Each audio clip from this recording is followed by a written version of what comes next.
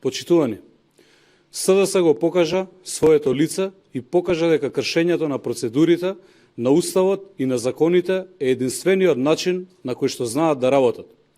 Впрочем, за каков легалитет и легитимитет може да зборуваме кога се обидува нелегално да изберат председател на Собранието?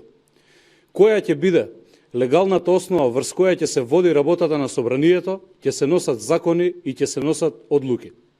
Таквиот преседан не може да донесе ништо добро.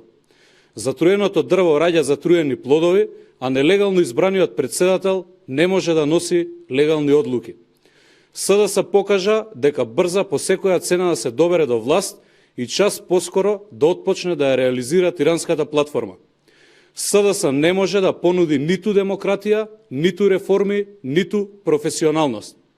Крајно лицемерно е денес да зборува за професионалност во полицијата, која наводно тие ќе ја донеле, кога истиот тој, Оливер Спасовски, кога беше неколку месеци на позицијата министер за внатрешни работи, направи брутална и противзаконска партизација на полицијата.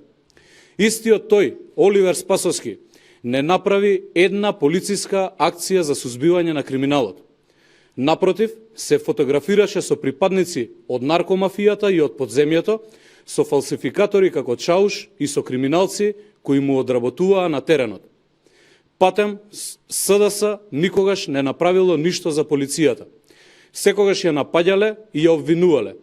Денови изминаа точно 2 години од бруталното насилство врз полициските службеници на нивниот протест пред владата.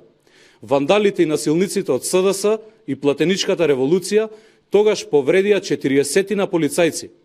Полициските службеници и целата јавност видоа со кого си имаат работа. Целата деструкција на криминалецот Заев излезе на површина. Дополнително, утре се навршуваат 2 години од полициската акција од Диво населје. Оливер Спасовски и Зоран Заев, наместо да покажат грижа за оние кои се жртвуваа за Република Македонија, отидоа да прават селфи и да се смеат на местото каде што беа убиени македонските херои. Оливер Спасовски нема никакво морално право да говори за полицијата. За 9 месеци додека беше министер, единствена реформа беше унапредувањето на сопругот на Фросина Ременски и целосно партизирање на министерството.